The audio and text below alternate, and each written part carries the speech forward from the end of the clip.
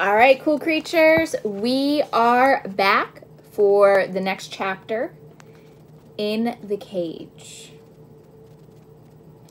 Mrs. Frisby said, "But why did they want to catch you? And how did you ever get away again?" "At first," said Nicodemus, "I thought it must be because they didn't like our stealing the food. And yet you could hardly even call it stealing. It was waste food, and all they did with it was haul it away to the city incinerator. So what harm if we ate some of it? Of course, there are people who just dislike rats, whether they're doing any harm or not." "And mice, too," said Mrs. Frisby. "True," said Nicodemus, "though not as much as rats, I think. Anyway, that wasn't the reason at all, but what the real reason was, I didn't find out for a while. As for getting away, that too didn't happen until much later. No, I was firmly and inextricably caught, snared in the net and helpless," Nicodemus continued. "When the man who held it saw that he had 4 rats, he pulled a drawstring that closed it up. He put the net down and picked up another, an empty one. He moved on into the square, leaving us to lie there. I tried gnawing my way out, but the strands were made of some kind of plastic, as hard as wire. The noise and movement began to die down eventually. I suppose the rats in the square had all either been caught or had escaped. I heard one man call to another. I guess that's the lot. Someone else was turning a light this way and that, searching the rest of the market area. Not a one to be seen. We could hide and wait for another wave. There won't be another wave, not tonight. Probably not for 4 or 5 nights. Word gets around." "You mean they communicate?" a third voice. "You bet they communicate. And the next time they do come, you can be sure they'll case the place carefully. We were lucky. These rats hadn't been bothered for years. They'd grown careless." "How many did the lab order?" Someone was turning out the lights one at a time. 5 dozen. "How many have we got?" "About that, maybe more." "Let's load the truck."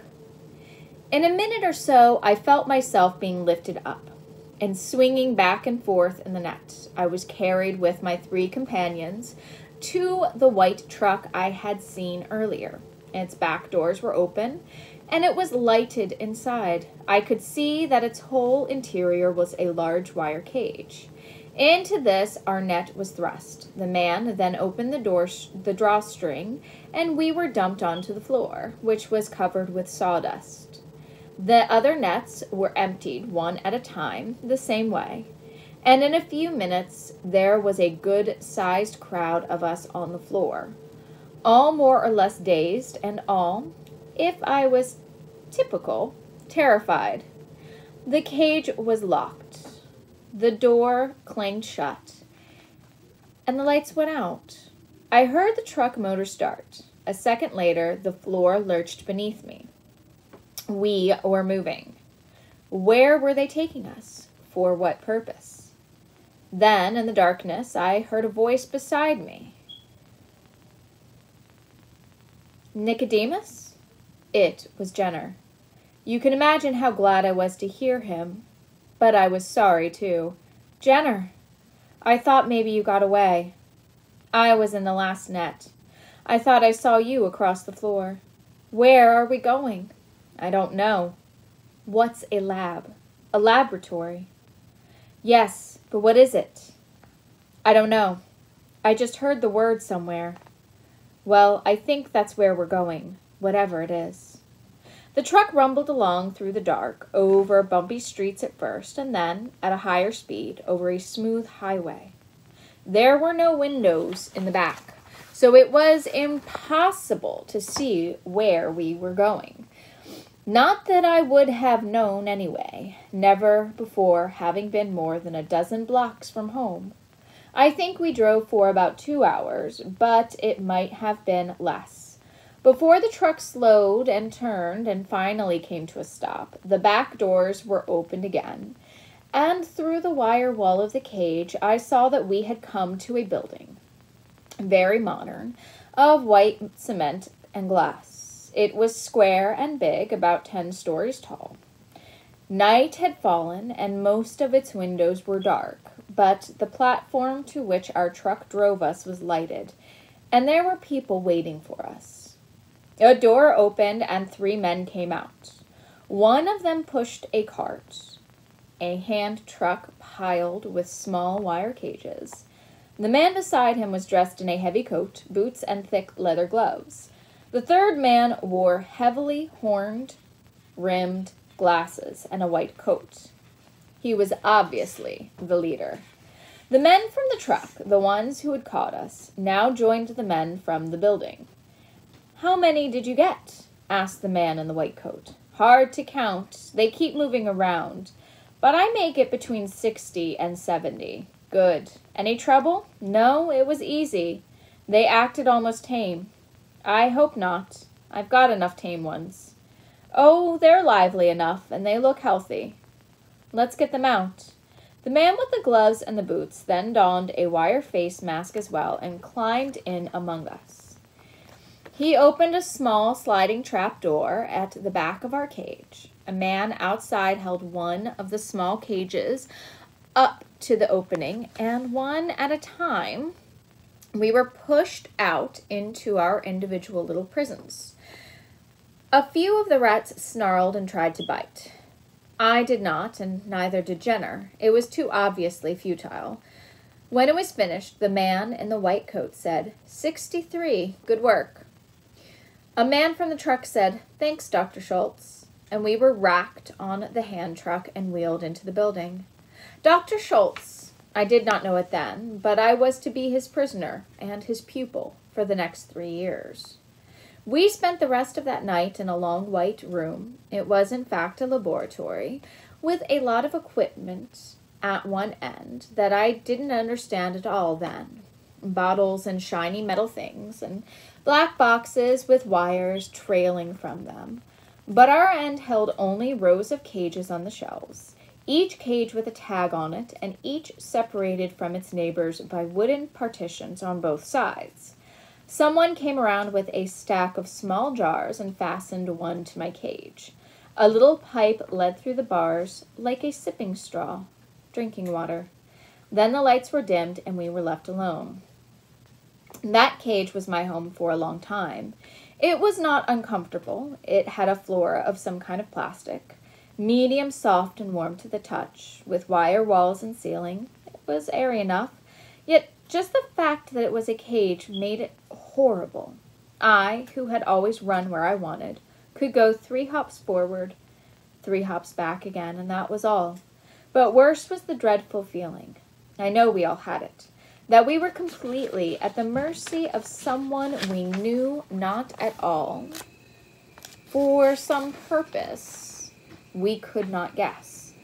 What were their plans for us? As it turned out, the uncertainty itself was the worst suffering we had to undergo. We were treated well enough, except for some very small, very quick flashes of pain, which were part of our training, and we were always well fed, though the food, scientifically compiled pellets, was not what you'd call delicious. But of course, we didn't know that when we arrived, and I doubt that any of us got much sleep that first night. I know I didn't. So, in a way, it was a relief when early the next morning the lights snapped on and Dr. Schultz entered. There were 2 other people with him, a young man and a young woman. Like him, they were dressed in white laboratory coats. He was talking to them as they entered the room and walked toward our cages. 3 groups, 24 training on injection Series A, 20 on Series B.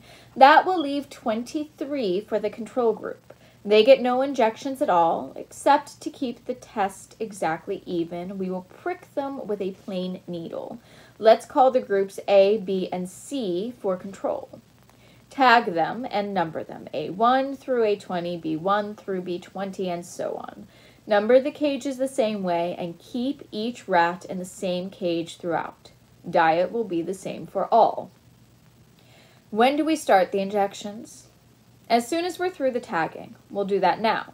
George, you number the tags in the cages. Julie, you tie them on. I'll hold. So the young woman's name was Julie. The young man was George.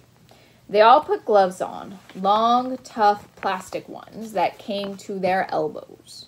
One by one, we were taken from our cages, held gently but firmly by Dr. Schultz, while Julie fastened around each of our necks a narrow ribbon of yellow plastic bearing a number.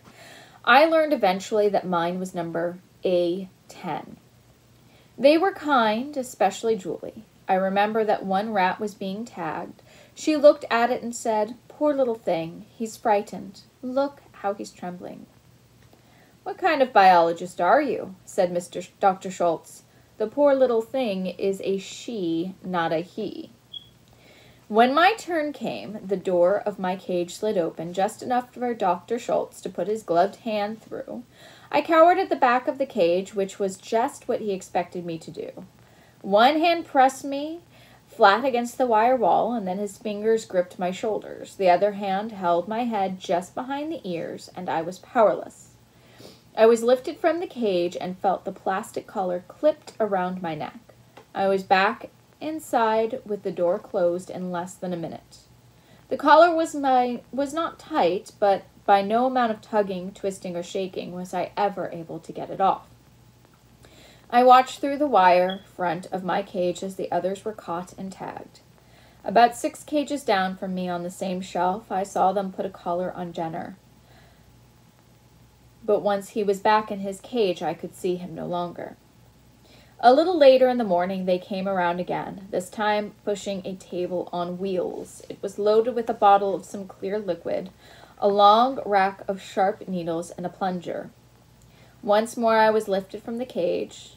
This time George did the holding while Dr. Schultz fastened one of the needles to the plunger. I felt a sharp pain in my hip. Then it was over. We all got used to that. For from then on, we got injections at least twice a week. What they were injecting us with and why, I did not know. Yet for 20 of us, those injections were to change our whole lives. Next chapter, chapter 15, will be the maze. So something is happening, and it sounds like the scientists are doing something, testing something with these rats. And this sounds like what the secret of NHIM is. So we'll find out more with the next chapter, the maze. Love you, cool creatures. I'll see you soon.